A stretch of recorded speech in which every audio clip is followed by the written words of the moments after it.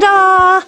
Introducing a set of episodes that are going to get into detail on each of the 21 challenges in the book, Life, Living Intentional and Fearless Every Day, the 21 Life Connection Challenges. If you're a regular listener, you know this is my latest book. You know that I plug it at the end of every episode. But this new set, and they won't be consecutive, but I'm putting together over 2020 different episodes that highlight the challenges so you can understand a little more about why they're there. In May of 2018, I tackled the first challenge in these 21 challenges, and it was to do a random act of kindness. This was in episode 89, so it's been a little while, but you can go back and listen to it. But in that episode, we got a group together who went out and we all did random acts of kindness together. And then we came back and I recorded their experiences for you guys in the audience and shared it. And it was interesting, the stuff that came up, the good and the bad. I mean, it was just a really hands-on, genuine recording of what was difficult about random acts of kindness and what was satisfying. But it got into the more of the details of why that random act of kindness is really powerful. So that's challenge number one. Now, I'm coming on to challenge number two here, which in the book is about taking a step toward decluttering our spaces. That's where we're at today. Clutter edited. Less is better. This episode is a discussion about why that actually matters, and it's not just a quip or a thing that's going on. Let's talk about the incredible importance of this concept. The challenge itself is to start out by getting rid of just one unneeded item that you have in your house. It's a stepping stone to a bigger clearing, but we always start. The challenges are just to get us started. So stay tuned as I start the second in a series of episodes that will delve more deeply into the 21 Life Connection Challenges, and we'll talk about how and why these challenges are going to make your life better. Stories are our lives in language. Welcome to the Love Your Story podcast. I'm Lori Lee. And I'm excited for our future together of telling stories, evaluating our own stories, and lifting ourselves and others to greater places because of our control over our stories. This podcast is about empowerment and giving you, the listener, ideas to work with in making your stories work for you.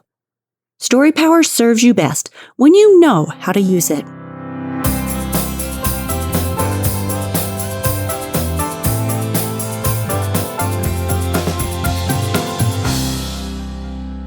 We call it decluttering, paring down, downsizing, making space, trending toward minimalism. Heck, maybe it's just cleaning house.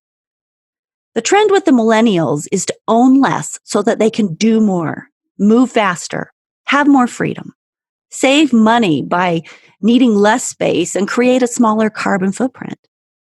Every generation has a few signature ideas, and those ideas usually flow in the opposite direction of those of their parents. It's no secret that their parents' generation is about accumulation. Their grandparents, the boomers, they lived through times of rationing and the wars and the natural tendency toward survival, which is to collect, to make sure you'll always have enough, to store up against the needy day. Well, now we live in a time of abundance, and accumulation is that natural tendency. You can buy anything you want with money and more and more and more of it. And you get on Amazon and they send it to you the next day, and you've got packages and you've got more, and this stuff is piling around you. But it's sort of hit an apex. Now it's time to manage it. More is not better. And he who dies with the most toys is still dead. And he who lives with the most clutter just leaves a lot of shit for people to sort through. Hoarding, yeah, it's a word we hear far too often these days. And as a realtor who spends a lot of days going through houses, I can verify this is a real thing. Graham Hill, talking from the TED stage, shares some interesting ideas about the state of America and our clutter. Listen in. What's in the box? Whatever it is, it must be pretty important. because I've traveled with it, moved it from apartment to apartment to apartment.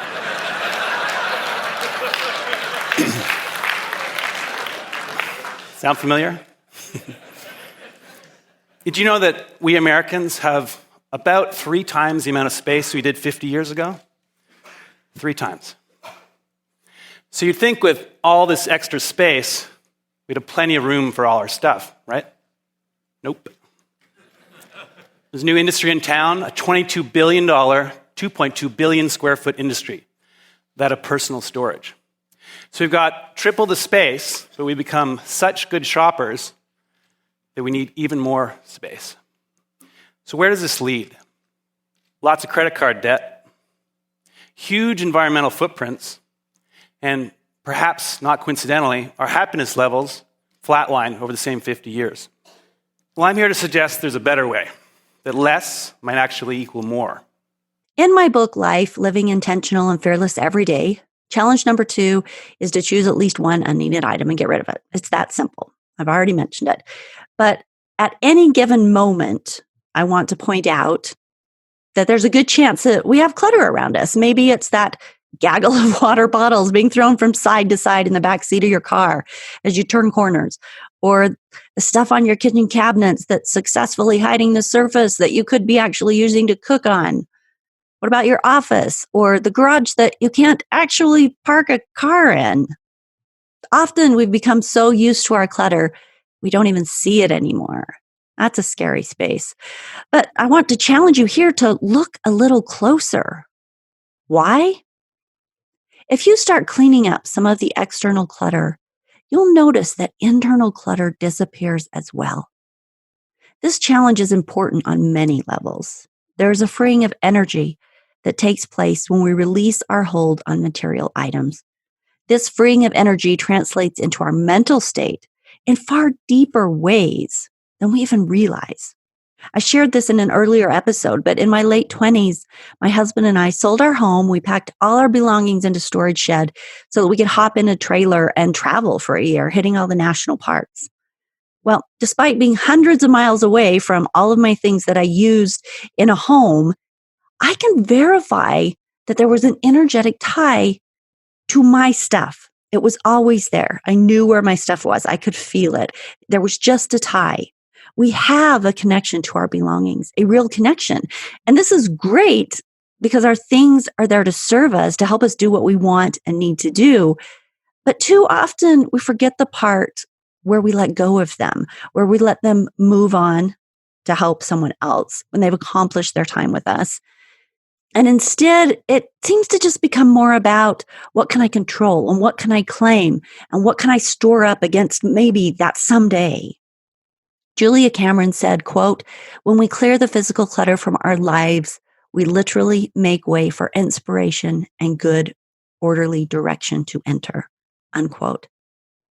That alone, if that was all we got from it, is incredibly valuable to be able to be in tune to inspiration and orderly direction. That's worth decluttering our external spaces.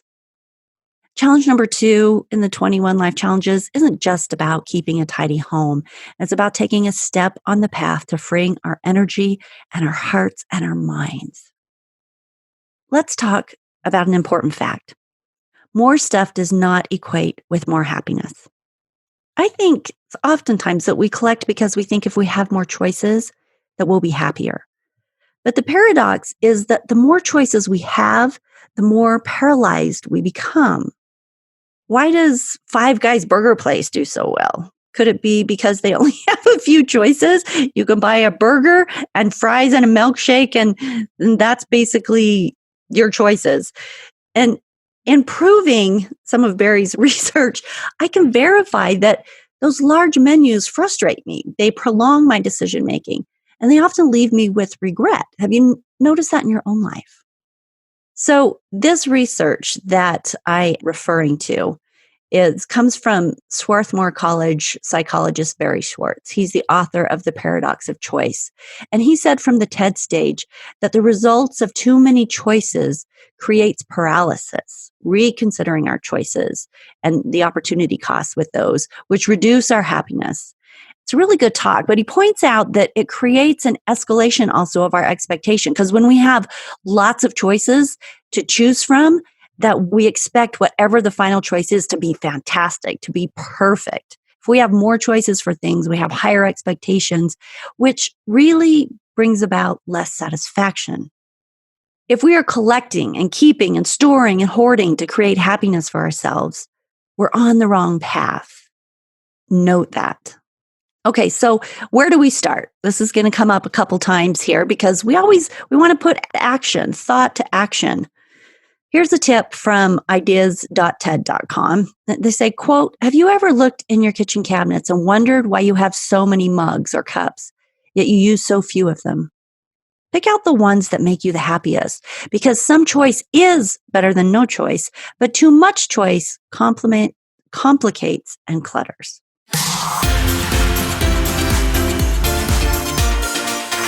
Let's talk to a professional. Today, I have invited a professional organizer, Ashley, to hop on a quick interview and talk about a couple of things, namely the physical and the mental aspects of getting rid of clutter. A little bit about Ashley. Ashley spent 15 years as a radio DJ and a voiceover artist. And 4 years ago, she decided to step out on a limb and turn a talent that she'd always had for organizing into a full-time professional organizing business. Her business is called Rethink Clutter, which focuses on the emotional attachments that we have to our stuff. And she empowers others to recognize and overcome them. So we're going to find out what kind of emotional ties that we need to be aware of as we seek to unclutter our own lives. Ashley has an organizational grid that teaches you how to declutter, how to get organized, how to increase your productivity. And she's worked with people on everything from Etsy shops to corporate offices, garages, man caves, crafts room, pantries, you name it. So I'll have her information also in the show notes. So if you want to get a hold of her, if you need a little help, but everything Ashley does is with intent to own her life instead of being owned by her stuff. And she's going to help us figure out how to do that today too. So thanks for taking some time to chat with us today, Ashley. Thank you so much for having me here. I love your podcast. I'm grateful to be here. Yay. So the first question I want to ask you is, how do we start this? That's always the first question. And it's always the one where I have to go the deepest. So if you're ready to go deep with me, I'd love to answer that question. Take us deep. Anytime somebody says, I want to get organized, the first thing we think of is, hey, I'm going to go to Target and buy bins. I'm going to go to the Container Store and buy bins. And it always backfires and everybody wonders why. And my argument is, look, before we can do anything physical, before we buy any bins at all, we have to approach the mental side and say, okay, why am I doing this? What am I doing? What are my goals? And how am I being held back by my own thoughts and my own mind?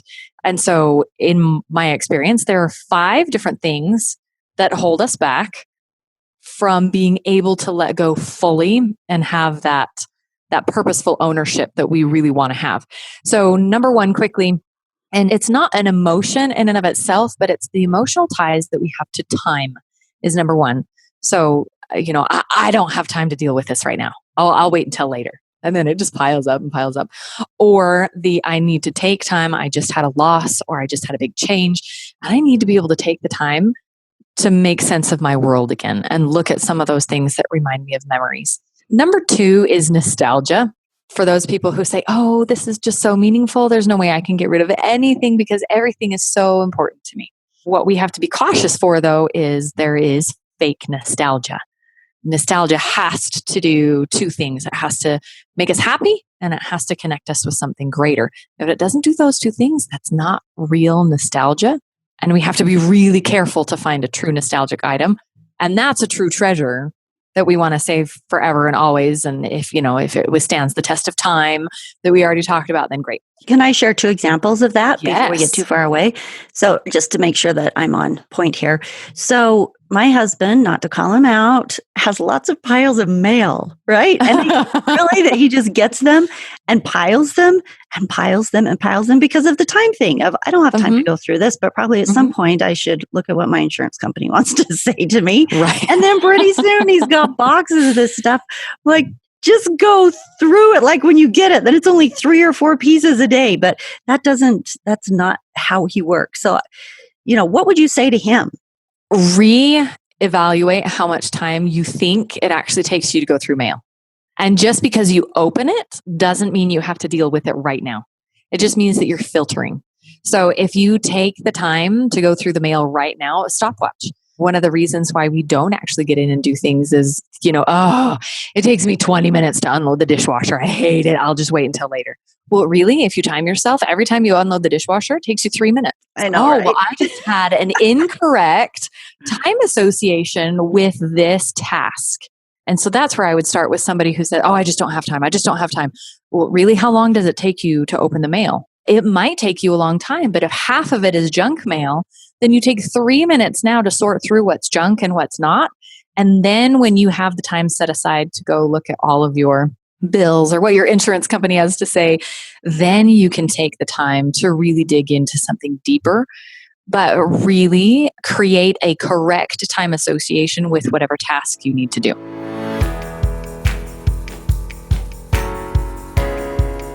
Okay, that's great. So the second example comes from a conversation I just had about a half hour ago. Nice. And I'm talking with one of my friends, and he's explaining how he and his son have had so many good memories on his razor, and he doesn't have room to keep it anymore from a storage perspective. And so he's tried to sell it, but he just can't, because even though he got offers on it, it just means too much to him because he and his son had such good times on it.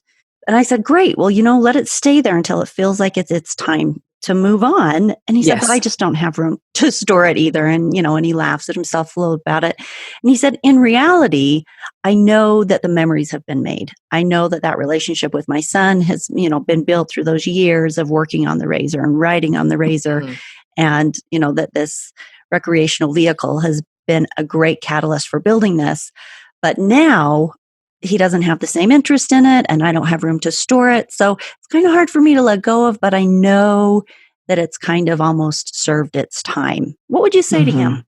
So first of all, pay attention to the time reference, because sometimes all it takes is that time to sit in it for a minute, to process that and say, okay, you know what, this was amazing and this was wonderful. And right now I'm not ready to get rid of it, but you know what, maybe even in 2 more weeks, if I just take it out for a couple more spins and I relive those memories and those stories, maybe then time will tell me that, yeah, I'm done.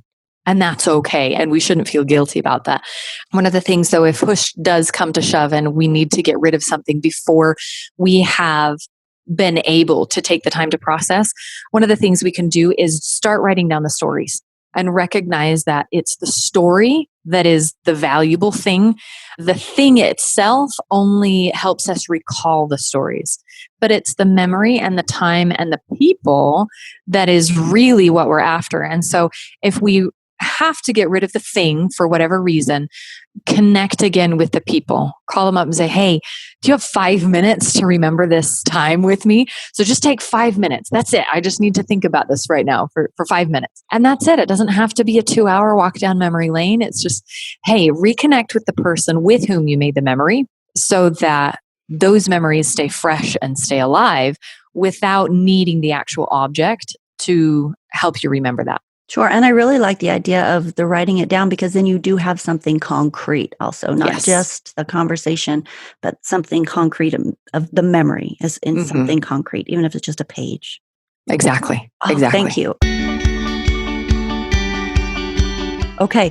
So number 3, back to your list. Oh, this one is kind of a 2-edged sword. This is guilt. And this is when we feel guilty. Guilt kind of leaks into the other 4. Because whether it's because we've received something as a gift or it's still good and I feel guilty getting rid of it because I just wasted a whole bunch of money, or whatever the reason, we can feel both guilty hanging on to things. Somebody else could be getting benefit from this, but I just can't but it's mine and I have it. And so I feel guilty keeping it. But on the other hand, I feel guilty getting rid of it because somebody gave it to me or because I spent money on it or because, so whenever we feel guilt, that's a good indication that this is past its prime, that we need to be done with this and then we need to move on. And we do that by paying the gratitude forward. So instead of feeling guilt, we feel gratitude. And there again, that's another one of those times when we can call the person up that gifted us an item and say, hey, guess what I just found? Can you believe that after all these years, I still have it? Hey, I just wanted to say thank you so much for being my friend. You always had the best things to share with me.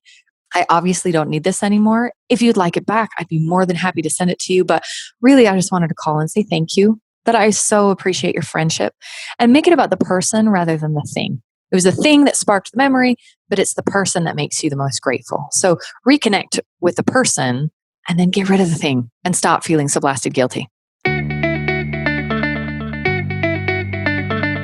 And you know what I think is lovely about the process? I'm not sure which book this comes from, but the idea of the things that come to us to help us to do certain things or to give us certain things in our life, and things are there for us to accomplish the things we need to accomplish, right? Maybe it's just comfort, or maybe it's enjoyment, or whatever it is, but it comes to walk with us for a little bit on our path. But just because we get a thing doesn't mean it's supposed to be with us forever. And there's that space of thanking the thing, right? Thanking the thing and saying, thank you for being here. Maybe it's just a great sweater. Thank you for the warmth and the comfort that you gave me. And now I'm going to let you go into the world and find someone else to give that comfort to, and then donate it to the Goodwill, right? Yes. Or thank you.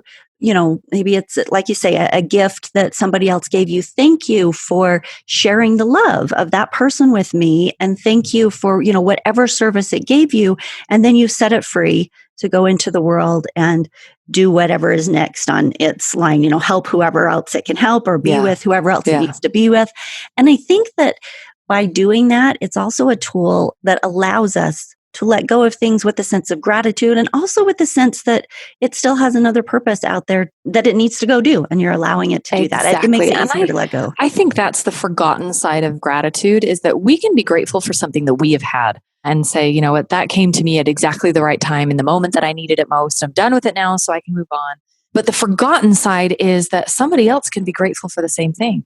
Somebody else can find it and go, wow, this came to me in exactly the right time, exactly when I needed it. And we forget about the other side. And so if we think about the other side and say, there's somebody out there that needs this just as much as I needed it when I had it, it connects us to the greater humanity. I have a friend. Think that's a lost art. Yeah, I do too. And I have a friend that she goes to secondhand stores, and she does it with a prayer in her heart of, what might I find? What treasure might I find? And who might I be inspired to give it to? Oh, and that's amazing. And it's kind of her hobby, but I think she does it, number one, because secondhand stores are affordable, right? So you can find great deals and it's fun, but she does it with the approach of, when I see a certain thing and feel inspired that it goes with a certain person, then I can gift that to them. And then she'll, buy it, and she can stretch her dollar because it's secondhand, but it's also giving, it's giving these a new life, a new life journey for another thing. And at the same time, fulfilling her need to be a giver and a lover. I hesitate to define all the reasons that she might do it, but that idea, she's actually a perpetuator of this. Where's the next space that this item needs to be in, and who does it need help now? Exactly. I love that. Thank you.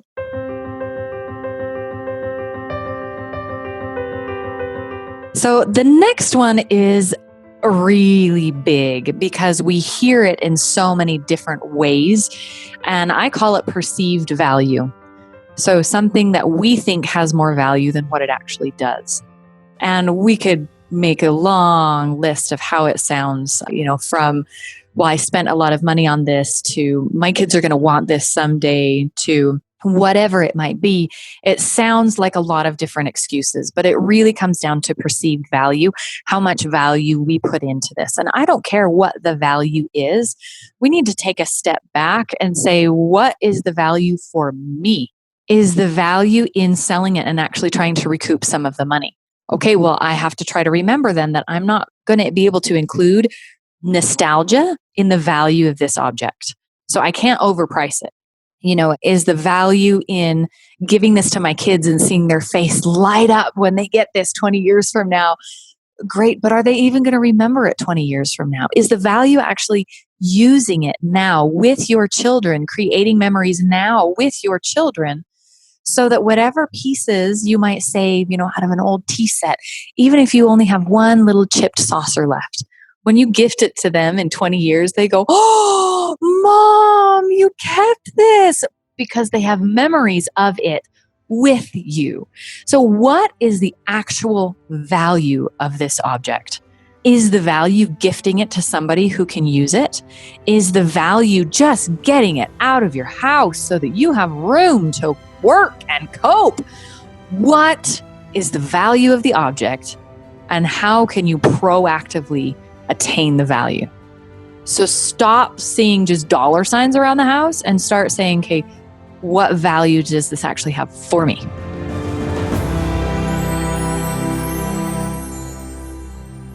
Some of the things I value the most are of really very little value. If I tried to sell them, they would be worth nothing to anyone else. And a lot of it's gear. Like I value my sports gear so highly. That, I'll have an old pair of skis that I've skied on for years that I love, and I am going to ski them until they come unlaminated, because I know they're a damn good pair of skis, and I researched the heck out of them to find that pair of skis. Right. But nobody else would give me a couple $100 for them, despite the thousands I spend on them, or, have a really great sleeping pad or my 12 pairs of snowshoes. And those are super valuable to me partially because of, the reviews I did in magazines to get the gear, or the memories that I've made with them, or, all of those runs down the ski hill, whatever it is, but they're very I prize gear. And, and you know what? And for me, really, then I surround myself with that stuff because I love it, but it holds very little value. If I tried to resell it, Right. But you have found the value what value it holds to you, and you're keeping it. You're going after it, and you don't care what other people might value it as. That's not the point. The point is, what's the value of it for you? Which is happiness. You're doing it right. Good job. The true meaning of my happiness is my gear. This is so bad. Oh, dude. No, not at all. The last one, however, is probably the most difficult for most people because it is so deep inside the oldest part of our brain. And the last one is fear. That actually manifests itself as saying things like, I'm going to keep this just in case. And I can hear groans all around the world as all your, oh, I get it. Yeah, I say that all the time. Okay, so when we say just in case, this is a fear-based response saying, I'm not in control of the situation. There could be a point in time when the thing that I think I need to get rid of is actually going to save my life. I grew up without, my grandparents grew up without. This stretches back into the history of the United States of, the westward expansion where you could only bring what you could fit in your wagon, and that included your family. And then going through the Great Depression, and then all these different things in history. So we have it ingrained in our brain that stuff equals wealth, stuff equals livelihood, stuff equals prestige, it equals survival. And so we have a really deep, deep trigger in the back of our brain that says, no, you can't let go. You might need that someday. And so we hold on to it. And that's just plain fear. And fear elicits an anxiety response in us that makes us afraid and say, no, we can't do that. So I feel better. This is my comfort blanket to be surrounded by a whole bunch of stuff. And this is where it becomes difficult because 95% of our responses, our behavior is based on emotion, not logic. But the only way to combat this particular fear is through logic. And we approach it the same way that we would approach an anxiety disorder even, to say, okay, what is the possibility of this happening? What is the possibility of the sun exploding tomorrow? Is it possible? Well, sure, it's possible. Okay, what is the probability of the sun exploding tomorrow? Well, it's not good. Not good at all. And so because we can approach it logically and say the probability of said thing happening, the probability of me using 35 cloth napkins at a Christmas party that I've hosted for the last 5 years, and I have always used paper napkins so that I didn't have to do laundry. What's the probability and even the possibility of me using 35 cloth napkins at Christmas? 0. Okay, then. Here is where we have to act against what our brain has been telling us for generations. And we have to get rid of it anyway. That's all there is to it. There isn't a key. There isn't a secret. There isn't a hack. What we have to do is say, okay, what's the possibility? What's the probability? And if the logic says get rid of it, then you have to get rid of it.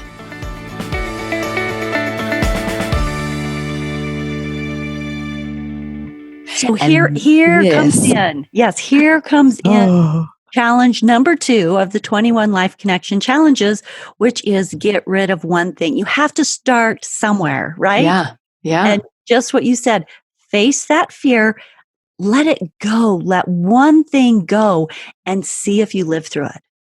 Because as I've started to do this, and even as I've been working on this episode and writing it and thinking about it, I've been every day letting stuff go, right? Like going through. Amazing. And as I'm going through my closet again for like the 5th time, I'm thinking, you know what? This is a really great, expensive ex officio jacket, and it's beautiful and it's soft and it's lovely, but I don't ever wear it. Like I just don't. And someday I could, and you know, it's a pretty good color on me, but I just don't. I always choose something different. So even though it's good, even though it fits, even though it's the right color, and if I'm not using it, I'm going to be brave enough to let it go. So I've been donating a lot to, there's a lady in my office who is collecting clothes for a charity that she's sending things overseas for. So I'm taking a new bag in every week of clothes. But I'm noticing when I walk by and look in that thing and I'm like, oh, that's that new swimsuit I bought that I never wore. Oh, that was a great skirt. Oh my gosh, I let all that go. But the only time I think that is when I look in that box. When you actually see it. Yeah. Mm-hmm. Other than that, I don't even know it's gone. I don't ever think about any of this stuff. And I see that I lived through it. Like I lived through letting that really great piece of clothing go, even if it was expensive. I lived through it and I'm okay. And now I'm going to that place in my mind of it serving somebody else and, you know, doing good in the world for somebody else. And that's even nicer because it allows you to do it. But, you know, I think the power of this challenge is get rid of one thing. Take the step. Just take the step. Amidst the fear that we're talking about, right? Yeah. Let it go, realize you lived through it and that you're okay. And actually you're probably even better off because you're better off. That's kind of the catch-22 of this one is that I don't want you to just grit your teeth and let it go out the door. I want you to celebrate. I want you to realize that you survived that and celebrate it. Not just say, well, that was the hardest thing I've ever done. Like that's just reaffirming in your mind that you should never, ever, ever let go of anything else again. But when you realize that you can let this go and you survived it and you actually feel better for it, take that, run with it, do a little happy dance right there in your closet. Go treat yourself to, you know, your favorite, you know, iced coffee or your favorite donut. I mean, go reward yourself. I don't care what it is. Go take yourself out to a movie. Go do something to say, I did something hard. I did something, you know, that went against my better judgment just because logic said to. Go celebrate it because what this is doing is it's rewiring your brain. You are actually creating new neurological pathways by saying, I'm afraid to do this. I did it anyway. I survived. Yay, me! And every single time you get rid of something and you think, oh my gosh, this is so hard, but I survived it. You celebrate it every single time because eventually it won't be hard anymore. Eventually your brain is going to say, oh, great, we get to get rid of something else? Excellent, let's do this. You know, and all of a sudden your brain is happy getting rid of something instead of going, oh no. So take it one step further and don't just get rid of it, celebrate it. Let it go and then celebrate it. Thank you, Ashley. If people want to get a hold of you to talk to you about their own personal decluttering, where can they find you? You can find me at rethinkclutter.com. Or if you want to hear more tips and tricks and tidbits like all of this, then you can find me on Facebook at Rethink Clutter. Awesome. Thank you so much for being here. Thank you, Lori. I appreciate it.